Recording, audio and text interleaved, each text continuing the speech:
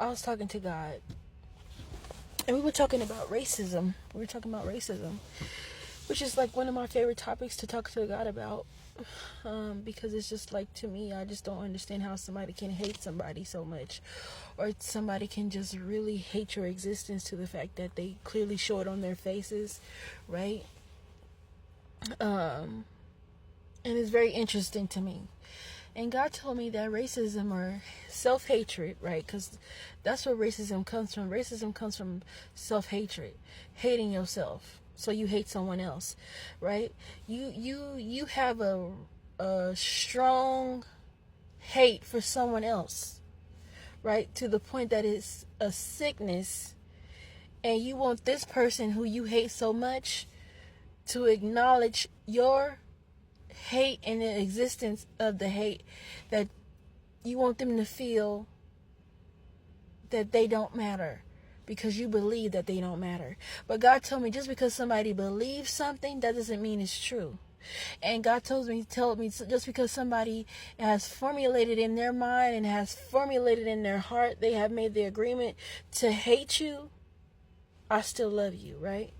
I still made you, right? The facts are still facts. Nothing changes. Because your hate exists doesn't mean the love of God that is for me and that made me is not real and it's not true. What's a lie is that hate.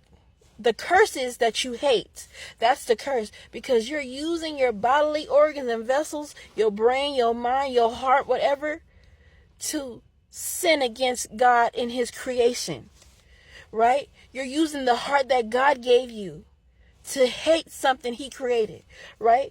That he created. He made. He thought about it and he made it, right? And this is for any and everybody who chooses to hate somebody else, regardless of whatever it is, right? Hate is a sickness and a disease. Really, it's a frame of mind. It allows you to procreate these senses of entitlement that are not yours and is not real. You have a sense of entitlement that I deserve to be here, and that these people are not important. They don't matter. So I'm going to oppress them. I want them to know that I want them to hate themselves so much that they get to the point where they want to look like me, they want to fit in with me, they want to be my friend, and if they do anything besides that, I'm going to put them in the ground. I'm going to off them. I'm going to continue to do this thing, this mental gymnastics, make them go through trials and tribulations just to make themselves feel relevant in my world, because this is my world and I'm entitled to what I want around me, and I don't want that around me. I don't like that because it doesn't look like me, but God made that thing that you don't like so much. God made that. And who are you to tell me that I don't matter? And just because you believe and have this frame of mind, that don't mean I have to acknowledge it and or agree with the frame of mind that you present to me as facts. That's not my truth. That's not my truth. My truth is I deserve to be here just like you do. And other people do too. And people that don't look like me deserve to be here. And who am I to have the right to tell someone else that they don't have the right to live in a world that God created for his people to live and to multiply in, under his jurisdiction, right? Because that's the only jurisdiction in government that matters, right? The government and jurisdictions of God, Christ, the Yeshua HaMashiach, the God of Abraham, Isaac, and Jacob. And you can say whatever you want to say, but like I've been saying on these last few TikToks, I've been bringing up the point that this is my God, the God of Abraham, Isaac, and Jacob, and he's been revealing to me who he really is, right? And who I was, right? Who I was, who looked like me before, and what they did. And I was a people that had a God. We had a God we were led. We were a peaceful people. We knew things. We understood. We spoke in tribal tongue. And for some reason, we lost it. For some reason, this world told us it didn't matter, so we put it behind us and we just have secret conversations about it. No, have a conversation out loud. I'm having conversations out loud that God chose me, and I speak tribal tongue too when I pray, and when I get into holy tongue, my tongue becomes tribal. That's facts. This is not a lie.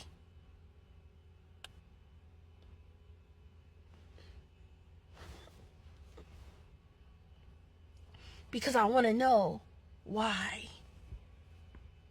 I want to know why. I want God to tell me why. And it's true. We disobeyed God, and He gave us over to our oppressor. We did things, and that happened. Now the time has changed. Times have changed. God says, I'm bringing my people back out of the land that they were taken out of. That's what I'm doing. I'm giving them what's owed to them. And it's here. My authority starts here. White people can't give me nothing. They can't give me no 40 acres and a mule. I already got that from God. They can't give me anything. And when we start figuring that out, that it all happens here, well, what they need to give, they're not going to give you anything. My reparations come from Christ. Period. He's going to give me everything that was stolen from me. Everything. Me and everybody else that believe that He is the one that gives it to you. This world doesn't give me anything. I get everything from God. And when you understand that your 40 acres and a mule ain't gonna come from the world, it comes from when you understand the knowledge and power and understanding, the wisdom of God, and that your authority lies in what you know and who you are, which is God. God is the one. He's seen it all. He's been here longer than me and you. So why would I not believe Him? Why do you keep on believing that the world has enough? It doesn't. It's empty and void. It's empty and void. There's nothing there. Searching for affections in a place that doesn't even know how to give affection to itself? I don't think so. I'd rather stay where God is at. And I'm powerful that way, and that's okay. You don't have to believe it. That doesn't mean it's not true. See, this is the thing, right? People keep on talking out of their mouth, right? But what matters is the truth. Your opinion is your opinion, and it can just fade into the wind, right? But the truth stands the test of time. See, that's the difference between facts, truth, and an opinion. The opinion was you never mattered. The opinion was you were black and ugly. But that was an opinion, not a fact. It was never a fact. See, God's coming back to tell the truth of what all the opinions were. It was always an opinion. My opinion of you is this opinion. Everybody had an opinion about you. But the opinions are out. The truth is here to tell you what is facts. Not an opinion. You had an opinion about me. I thought you can thought all you want, but the truth is, the truth stands the test of time, and that's what they don't like. The truth stands the test of time. What was 40 years ago? 40 years ago, I was a slave, right? People that look like me. Come on, stop playing with me. But now, the truth stands the test of time. That means we've always been chosen. I've always been chosen. I've always been chosen. No matter what opinion and what things that were done to keep up with this lie, the truth stands the test of time. All these years, and we still stand. Why? Because God breathed on us from the very beginning. And I'm not going to let it go. I'm not letting it go. You're going to have to do something to me. And that's going to be very hard to do. Because you know why? You're going to have to go through God first. And so before I die, before God takes me up out of here, because it will be God's choice, right? I'm going to let it know what it is and what it's not. That I was chosen by God and people that look like me. And I'm not going to stop saying anything about it. Thank you.